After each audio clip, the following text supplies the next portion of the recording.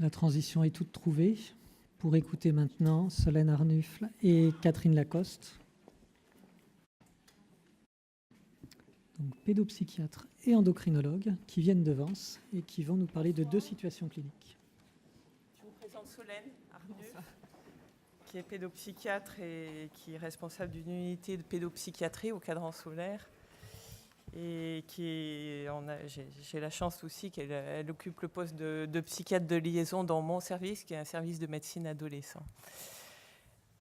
Alors, je vais vous présenter. Alors, je remercie les organisateurs de cette belle journée. Et puis, je remercie aussi Nathalie Godard qui a eu la gentillesse de nous solliciter pour illustrer cette prise en charge des troubles du comportement alimentaire par 2 cas cliniques. Alors, ces 2 cas cliniques, c'est Jessica et Lucas, donc, que nous avons choisi d'être des cas les plus classiques, les plus représentatifs de notre prise en charge et non pas des cas exceptionnels. Alors, peut-être pour commencer, je vais juste vous dire 3 grandes lignes sur notre prise en charge dans ce service concernant les troubles du comportement alimentaire, si j'arrive à faire tourner les... Ah bah si, voilà. Des petites particularités, justement, ce qu'évoquait Nathalie Godard, des petites différences entre les demandes d'admission. Déjà, les demandes sur papier, on voit bien qu'il y a des petites différences. Concernant les demandes de prise en charge d'adolescents souffrant d'obésité, on voit bien que le dossier d'admission, les choses se présentent différemment que celles qui présentent des troubles de type anorexie. La demande vient d'un médecin traitant, en général, d'un médecin généraliste. Les troubles évoluent depuis plusieurs années, sans qu'il y ait pour autant un suivi spécialisé, ou très peu de suivi, de courte durée. La demande, elle est effectivement centrée uniquement sur les problèmes somatiques, dont sur le poids. Et en général, on a très peu d'informations sur l'état psychique, voire pas du tout, et très peu d'informations, voire pas du tout, sur les troubles du comportement alimentaire s'ils existent. Concernant les adolescents qui souffrent d'anorexie ou de boulimie, là, les choses sont différentes. Ils sont adressés par des spécialistes, par des pédopsychiatres, par des pédiatres, en général hospitaliers ou qui viennent des CMP. Ils ont déjà eu plusieurs suivis, que ce soit en alternance, en ambulatoire, en hospitalisation. Ils ont eu des thérapies diverses par des nutritionnistes, des psychothérapeutes, des thérapies d'ailleurs, hypnose, etc. Et en général, on a des informations sur leur état psychique et sur leurs troubles du comportement alimentaire qui est en général bien documenté sur ce plan-là. Donc vous voyez que les prises en charge sont déjà différentes avant que nous, on les découvre. On fait dans ces cas-là, de toute façon, une préadmission systématique. Cette préadmission se fait avec la famille, avec l'adolescent, et nous les voyons avec un médecin, en l'occurrence moi, une psychologue, éventuellement Solène, si les troubles psychiques sont sévères et qu'on se demande vraiment si c'est pertinent de les prendre dans notre établissement. 3 questions que l'on se pose. Est-ce que l'état psychique et l'état physique permettent un séjour dans notre établissement et non pas à l'hôpital? Quel est le réel désir de l'adolescent? Parce que le désir de l'adolescent n'est pas toujours celui du médecin, n'est pas toujours celui de la famille. Donc on le questionne à ce sujet-là. Est-ce qu'il est vraiment motivé pour venir? Est-ce qu'il veut fuir l'hôpital, par exemple, pour une jeune fille qui présente une anorexie? Est-ce qu'il veut fuir l'école? Est-ce qu'il veut fuir la famille? Quelle est sa motivation? Et la 3e question, c'est est-ce que la prise en charge en soins-études, c'est-à-dire en hospitalisation complète, loin de la famille, est-ce que c'est vraiment un projet pertinent pour cet adolescent? Lorsqu'on décide d'une admission, on déroule toute une prise en charge qui est multidisciplinaire, qui est plus ou moins adaptée à sa problématique, mais qui est vraiment multidisciplinaire. Donc voilà, vous avez tout le panel des soins somatiques et relationnels qui sont bien sûr fortement intriqués, qui sont assurés au quotidien par les infirmières, mais aussi les éducateurs qui sont partie intégrante du soin. Une prise en charge diététique. Alors, on ne parle pas de régime, hein.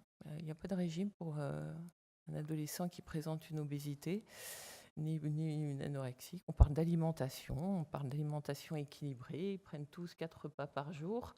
On négocie un peu avec eux ce qu'ils vont manger. Il y a un petit contrat avec la jeune fille qui présente une anorexie. Le contrat, il est simple, c'est de ne pas maigrir. Pas forcément de grossir d'ailleurs. On ne la surveille pas, il n'y a pas de surveillance de prise des repas, on ne regarde pas ce qu'elle fait. On discute simplement avec elle. Et il y a juste ce contrat qui est de ne pas maigrir, parce que si elle maigrit, on lui dit qu'elle ne pourra pas rester ici. L'activité physique est également proposée à tous, y compris la jeune fille anorexique, parce qu'on sait bien qu'il y en a pas mal qui sont hyperactives. Donc on préfère qu'elle soit en présence, sous nos yeux, avec les éducateurs sportifs, plutôt qu'à notre insu, dans leur chambre, ou en train d'arpenter les couloirs, ou faire 4 fois le tour de la clinique. Donc on les intègre complètement dans un petit programme sportif, bien sûr, avec modération, et puis plein d'ateliers divers, chant, danse, etc. C'est eux qui choisissent. Et la scolarité, bien sûr, qui est dans le site, qui est adaptée, avec un effectif assez réduit d'élèves, des professeurs qui ont tout un savoir-faire, avec des adolescents qui sont hyper anxieux, qui sont déprimés, etc. Voilà. Et surtout, tout ça, c'est toute une prise en charge pour faire du lien, pour faire des échanges, pour partager, et surtout pour observer. Alors on observe, parce que ça, ça devient un observatoire formidable pour voir toute la richesse clinique qu'ils peuvent présenter. Et ça, vous ne l'avez pas en ambulatoire, hein. Ce que vous voyez dans une hospitalisation, le quotidien et tout ce qu'ils présentent, tout ce qu'ils font et tout ce qu'ils disent, vous le voyez nulle part ailleurs que dans une hospitalisation. Donc on observe, et surtout on échange dans l'équipe.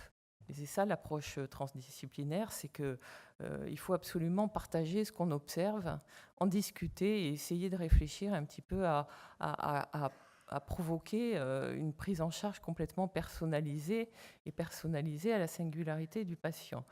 Alors on partage beaucoup, hein, vous voyez, il y a plein de transmissions, il y a plein de réunions où on se rassemble. Alors c'est chronophage, mais c'est indispensable. Si on reste chacun dans notre bureau, ça ne marche pas.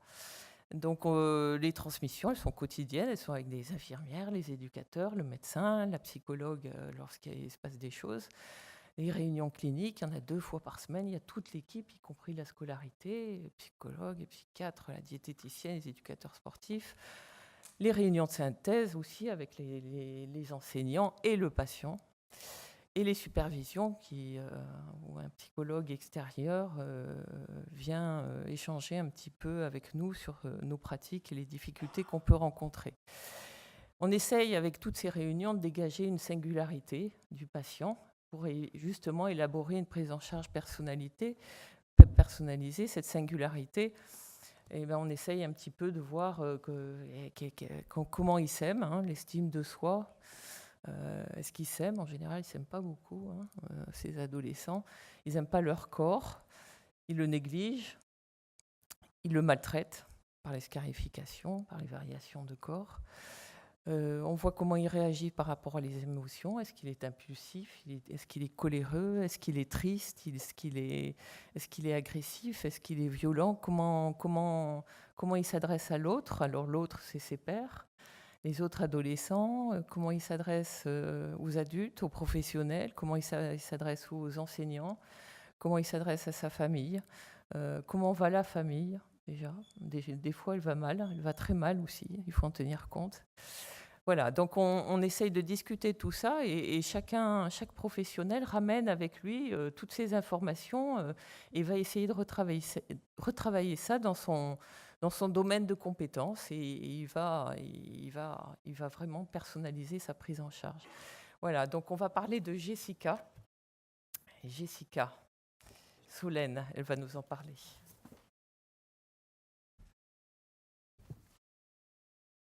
Bonsoir à tous.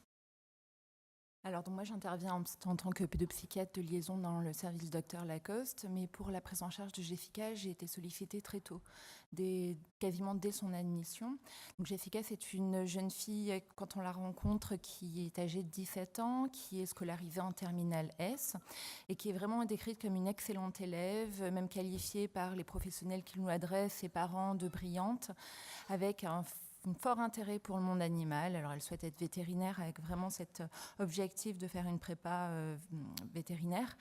Un régime végétarien qui est annoncé. Et elle est la seule personne de sa famille à adopter ce mode de régime-là.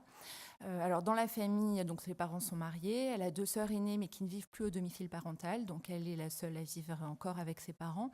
Et elle peut mettre en avant, et c'est ce qui nous est apparu très important dès le départ, une relation difficile avec son père, en exprimant un sentiment de ne pas être comprise, d'incompréhension par ce dernier, qui, jusqu'à tard dans la prise en charge, aura tendance à banaliser les troubles de sa fille et elle les attribuer plus à une crise d'adolescence. Donc Jessica, elle a pu nous raconter un petit peu l'histoire de ses troubles. Donc elle relate le début des troubles à l'été 2013. Donc à cette période-là, elle a pu nous raconter avoir pris 5 kilos et avoir subi de la part notamment de son père pas mal de moqueries, alors qu'il aurait pu à un moment donné la qualifier de bouboule. Et elle nous dira que ça a été vraiment l'élément déclencheur à l'introduction de ce trouble alimentaire, avec l'apparition d'une restriction alimentaire progressive, jusqu'à en 2 ans la perte de 16 kilos, qui sont complètement passés inaperçus aux yeux de ses parents et de son entourage. Donc c'est sa mère, en rangeant un jour ses affaires dans sa chambre, qui tombe sur un carnet sur lequel Jessica, elle note les mesures, enfin ses mensurations et tous les ingestats, donc tous les aliments ingérés toutes les semaines depuis plusieurs mois. Donc sa mère, elle prend alors conscience vraiment des troubles de sa fille et elle se tourne vers le corps médical pour initier un suivi. Donc Jessica, elle est suivie pendant 1 an. Donc elle est suivie par le psychiatre du CMP, une psychologue et par son médecin traitant. Jusqu'à ce qu'on puisse observer une évolution de ces troubles alimentaires avec l'apparition de pulsions alimentaires boulimiques qui fragilise énormément Jessica, qui perd alors le contrôle, elle pourra nous le dire, de son comportement et qui aura vraiment un sentiment de non-maîtrise de son comportement, avec donc l'apparition vraiment d'une alternance entre des phases de restriction, des phases de boulimie et des vomissements. Donc là, Jessica, elle demande de l'aide. Les professionnels qui la prennent en charge lui proposent une prise en charge institutionnelle. Et nous la rencontrons donc en préadmission. Donc cette préadmission, comme l'a dit le docteur Lacoste, elle se fait en présence du médecin du service, donc le docteur Lacoste, d'une psychologue du service et de la directrice des études dans un second temps. Donc, lors de cette préadmission, l'indication de sa prise en charge est validée. Donc, à ce moment-là, Jessica, elle pèse 44 kg pour 1,69 m. Elle a donc un IMC à 15. Elle est aménorrhée depuis 4 ans et ne présente aucune autre complication somatique. Donc, dès le début de sa prise en charge, donc elle est admise en fin août, dès le début de sa prise en charge, d'emblée, tous les professionnels la rencontrent. Donc, elle a vraiment une prise en charge qui est d'emblée pluridisciplinaire. Donc, elle participe aux 4 temps de repas. Elle est accompagnée par les professionnels lors de ces temps. Elle rencontre tous les professionnels de façon individuelle. Donc, elle va rencontrer le médecin, elle va rencontrer la psychologue, elle va rencontrer l'art thérapeute, elle va rencontrer l'éducateur sportif pour mettre en place vraiment une prise en charge dès les premiers jours. Et évidemment, elle intègre d'emblée la classe de terminale S avec une reprise, la poursuite, parce qu'elle n'a jamais été déscolarisée, d'une scolarité. Donc, durant ce temps d'observation, on observe au niveau du comportement, comme on l'a dit, une alternance de restriction, d'une boulimie et de vomissement. Donc, les repas sont des temps qui sont très anxiogènes pour Jessica, mais elle accepte d'emblée la présence du soignant lors de ces temps qui peuvent lui permettre de rester, lui permettre par la suite d'échanger autour de ces temps. On observe dans le service une hyperactivité physique qui est quotidienne. Donc, très vite, on se rend compte qu'elle marche de façon incessante dans le service, de façon incessante à l'extérieur de la clinique, et ce, à notre insu. Et ce, malgré aussi les temps d'activité physique adaptés et encadrés mis en place. Émerge aussi, mais qui était préalable à son admission, des conduites d'automutilation, donc des scarifications, des griffures, alors qu'elle dira dont elle relate le début à l'apparition des crises de boulimie pour vraiment décharger une tension, c'est ses mots. des attaques du cadre. Donc là, très vite, Jessica, pour réaliser notamment ces crises de boulimie, sort sans autorisation de la clinique pour soit réaliser une crise, soit même voler de la nourriture pour faire ces crises. Et relate également une hétéroagressivité dans sa chambre sur les objets. Donc régulièrement, elle casse tout, elle renverse tout, voilà, pour décharger pareil cette tension. Au niveau de l'humeur, donc la tristesse du début, donc la tristesse liée à la séparation, laisse très vite place à une humeur labile, à une fluctuation de l'humeur, avec des émotions à la fois négatives et positives. Donc elle est par moments triste, par moments en colère, par moments euphorique. Elle a pu verbaliser aussi des idées noires et des idées suicidaires fluctuantes non scénarisées. On a très vite constaté et observé une dysmorphophobie, des pensées obsédantes autour de la nourriture et une lutte perpétuelle contre la sensation de faim, et une angoisse de performance scolaire avec une hyper-exigence malgré ses excellents résultats et une angoisse importante autour des contrôles, des évaluations. Au niveau de la relation à l'autre, donc pareil, on observe des attaques du cadre et une tendance à rejouer les conflits intrafamiliaux avec l'équipe, notamment dans les plaintes de l'attention qu'on lui porte, en nous disant qu'on se concentre sur les troubles alimentaires, par ce qu'elle ressent. Elle est en compétition avec les autres adolescentes souffrant d'anorexie mentale, alors autour de l'hyperactivité, autour de la restriction, autour de la maigreur. Il y a une hétéroagressivité verbale à l'encontre de ses pairs. Alors ça, c'est une hétéroagressivité qu'elle pourra critiquer en entretien et regretter a posteriori. Et on a eu un épisode de vol d'argent au domicile, de l'argent volé à son père, dont elle nous dira que c'était pour le faire réagir. Donc au total, durant ce temps d'observation, on peut voir et mettre le doigt sur une fluctuation de l'humeur avec des débordements émotionnels, une impulsivité qu'on voit au travers de ses conduites alimentaires, de ses troubles, de son hétéroagressivité, avec une mise en acte pour éviter de penser, pour anesthésier les éprouvés. Donc cette prise en charge personnalisée qu'on co-décide tous ensemble lors de nos temps de transmission et de réunion, de concertation, elle a pour objectif à ce que Jessica ne vomisse plus, ne se fasse plus maigrir et ne cache plus de nourriture. Notre objectif, c'est de réintroduire la notion de plaisir, le plaisir à manger, le plaisir à faire du sport, le plaisir à être avec les autres. Une éducation thérapeutique, alors autour de la réalité du corps et du risque vital et de prendre soin de son corps. L'accompagner sur une verbalisation avec l'idée de mettre des mots sur ses émotions, une stabilisation thymique, une amélioration des relations intrafamiliales qui, on l'a dit, avec une relation père-fille très compliquée, et une resocialisation et évidemment un maintien de la scolarisation. Donc pour cela, au niveau des moyens, donc l'équipe l'accompagne dans les moments anxiogènes, donc notamment lors des repas ou lors des retours de permission, où à chaque retour, elle peut nous dire que c'était des moments très compliqués, où elle a fait énormément de crises de boulimie, ou qu'à chaque fois, ça finit par crier, et aussi lors des moments d'évaluation au niveau de la scolarité. Donc il y a un travail aussi au niveau de l'expérimentation de modalités comportementales et relationnelles autres, avec un travail sur des comportements alternatifs aux crises, des comportements alternatifs aux automutilations. L'introduction d'un traitement psychotrope qui a été mis en place. Alors au départ en monothérapie, puis après en bithérapie, donc sertraline, risperidone.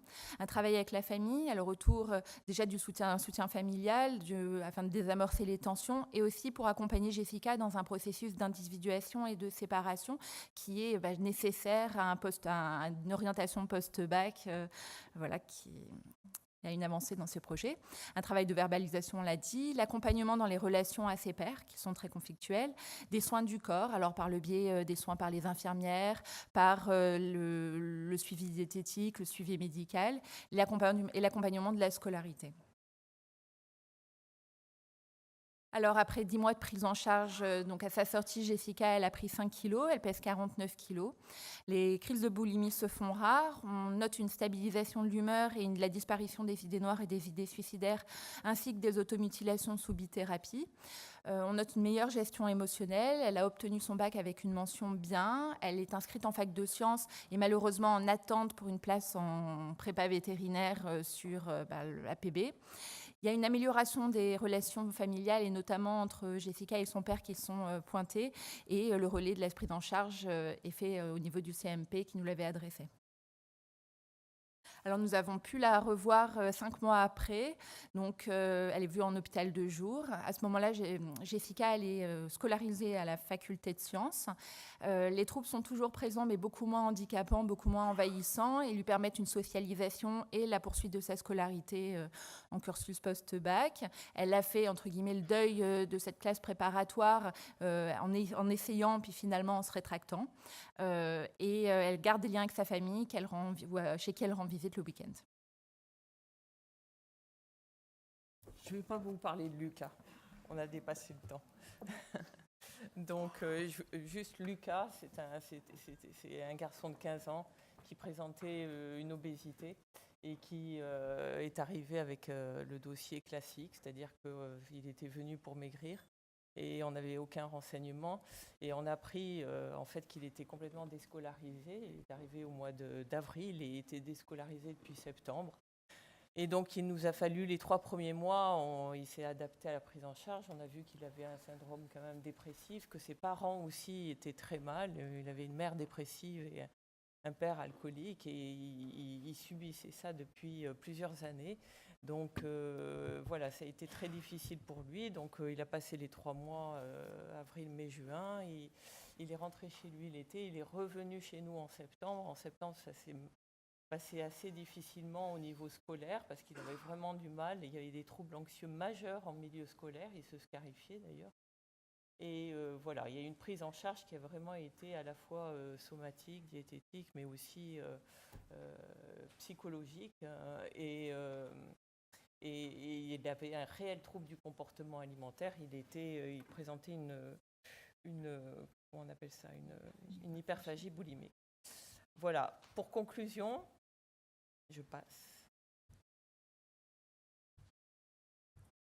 Pour conclusion, eh bien, il faut un temps suffisamment long pour prendre en charge ce type de troubles du comportement alimentaire parce que c'est un symptôme mais qui est révélateur d'autres symptômes. Vous pouvez parler dans le micro pour l'enregistrement, s'il vous plaît, merci. On ne vous entend pas. Excusez-moi. Donc c'est un symptôme parmi tant d'autres et il faut du temps et surtout du temps pour que les soins psychiques soient efficaces pour calmer les troubles anxieux parce qu'il y a vraiment les troubles du comportement alimentaire sont des comportements défensifs et de défense à mon avis contre l'angoisse et la dépression. Donc il faut traiter ces troubles anxieux et émotionnels, restaurer aussi une bonne estime de soi et l'envie de se faire du bien, puisque jusqu'à présent il se faisait plutôt du mal, et substituer les comportements défensifs, en particulier les troubles du comportement alimentaire, à la parole et à l'ouverture vers l'autre, et éventuellement, si on peut, faire émerger un projet de vie. Voilà, merci de votre attention. On déborde là.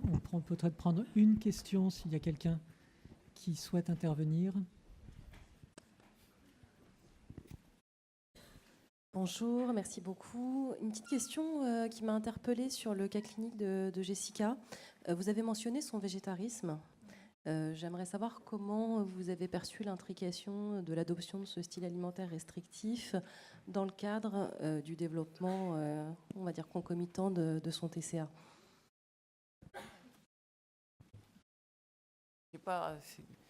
C'est une observation, on a remarqué. Alors bon, c'est vrai qu'on a certains quand même qui ont des petites fantaisies, hein. Enfin, c'est des exclusions comme ça alimentaires. Donc là, elle faisait le lien avec le métier de vétérinaire aussi, hein. Elle aimait les animaux, donc végétarienne. La famille aussi, hein, était dans cet état d'esprit. Est-ce qu'il y a un lien de cause à effet? Je ne suis pas sûre. Sur le végétarisme. Le végétarisme, il est très fréquent chez nos patients. Et puis, on peut élargir toutes les conduites, là, sans gluten, sans. Il y a des patients qui grandissent dans des familles végétariennes. Et à ce moment-là, je dirais que c'est quelque chose qui fait partie de leur vie. Quand c'est en rupture et que ça fait partie de leur parcours, généralement, on le traite comme ça et on essaie de travailler les réintroductions alimentaires, mais on n'y arrive pas toujours.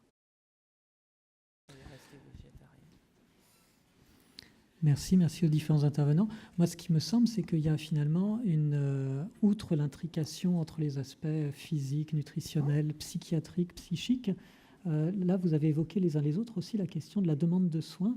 Quelle est la demande de soins de l'adolescent? Quelle est celle de ses parents? Quelle est celle des soignants adresseurs?